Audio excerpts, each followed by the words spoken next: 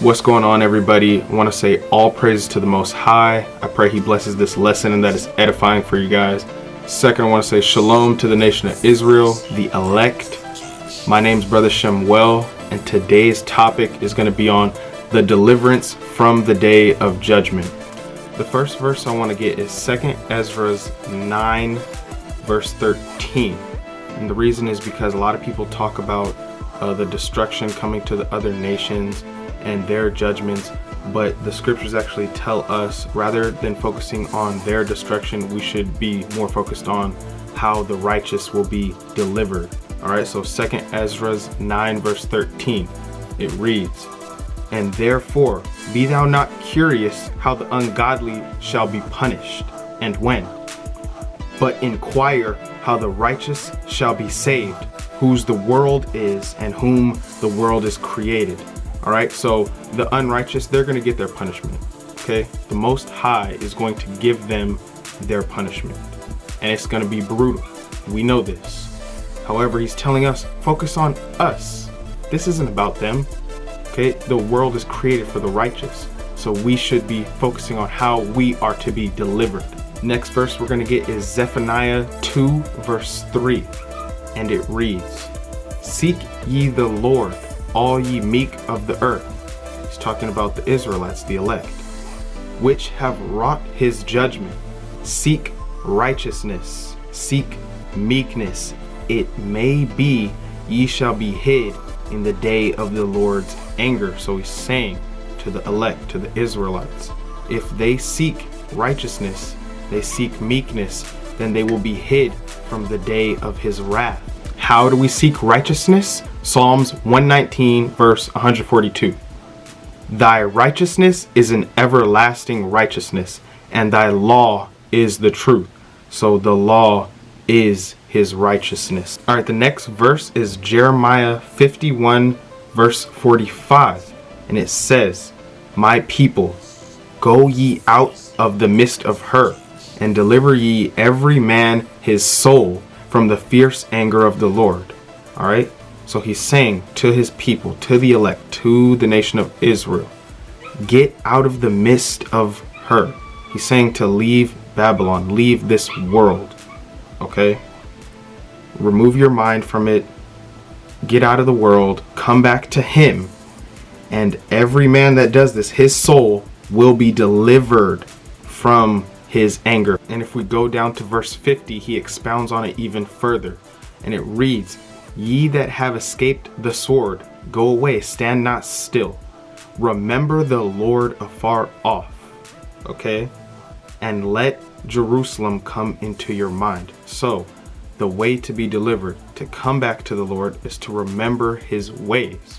He's far from you. You're now in the land of your captivity, so he is not here. He is far from you.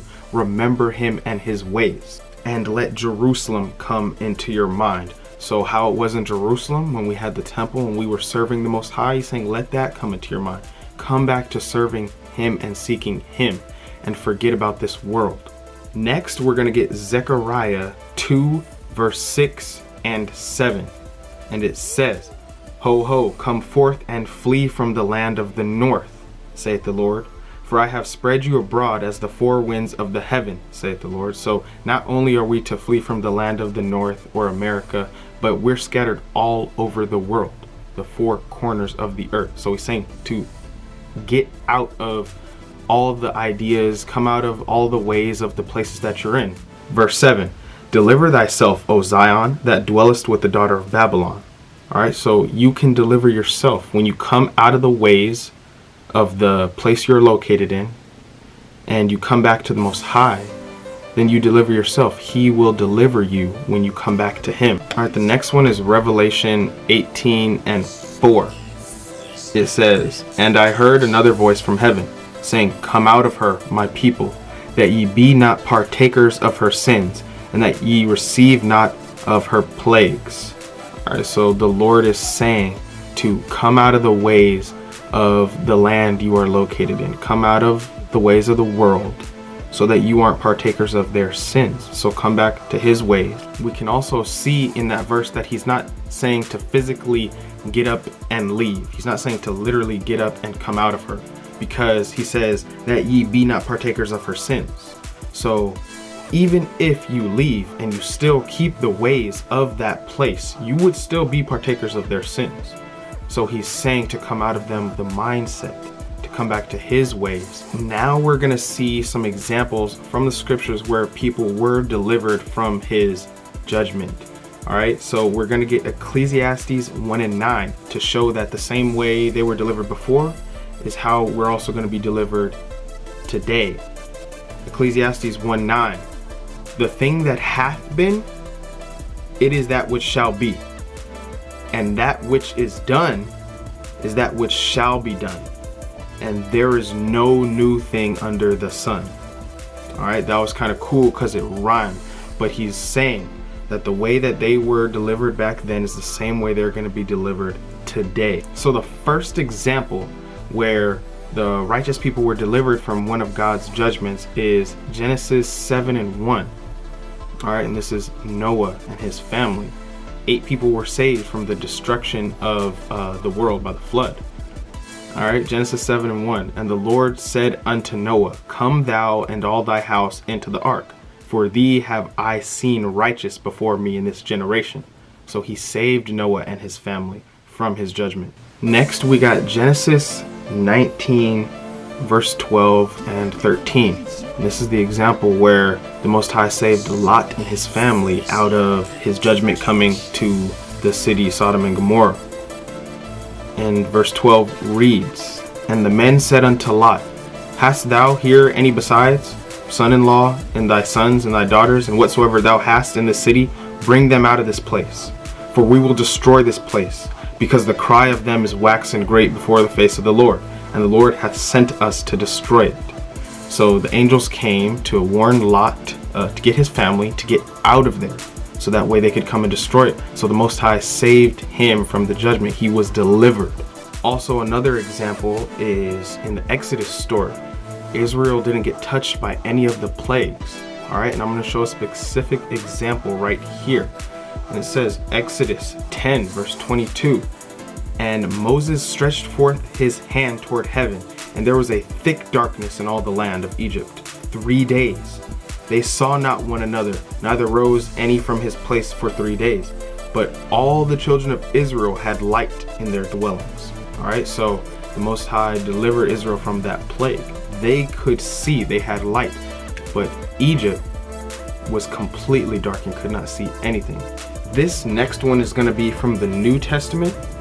All right, so this is Luke 21, verse 20, and it reads, And when ye shall see Jerusalem compassed with armies, then know that the desolation thereof is nigh.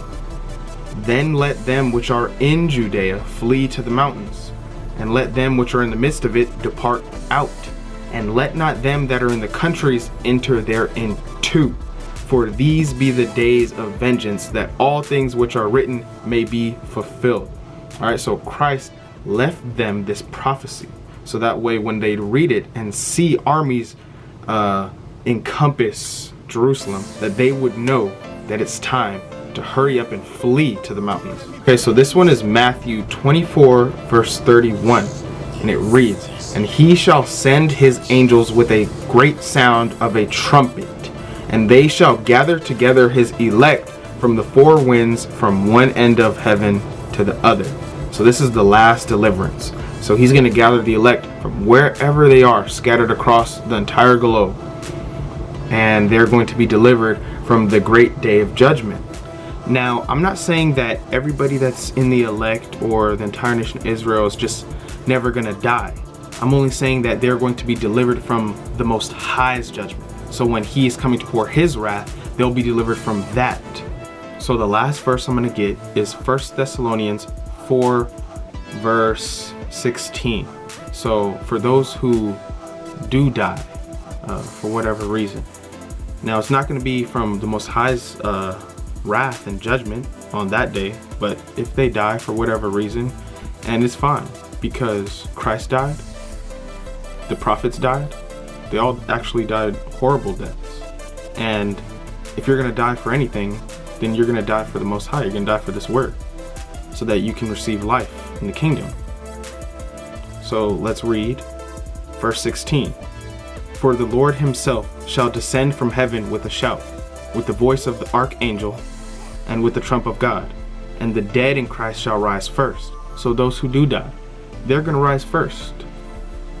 Verse 17. Then we which are alive and remain shall be caught up together with them in the clouds to meet the Lord in the air. And so shall we ever be with the Lord. Wherefore comfort one another with these words. So we comfort ourselves with these words, because whether we die before or we're saved from the day of judgment, like Matthew 24 and 1 Thessalonians 4 say, either way, we're going to have everything we'll ever need from that day on. When we're all gathered by Christ and the voice of the archangel, we're going to have everything we'll ever need from there on out. All right, and all of this will be over. Everything that we ever had to go through will be over. It'll be perfect from there on out, man. So just comfort yourselves with these words. Hope you guys learned something. It's Brother Shemuel. Shalom.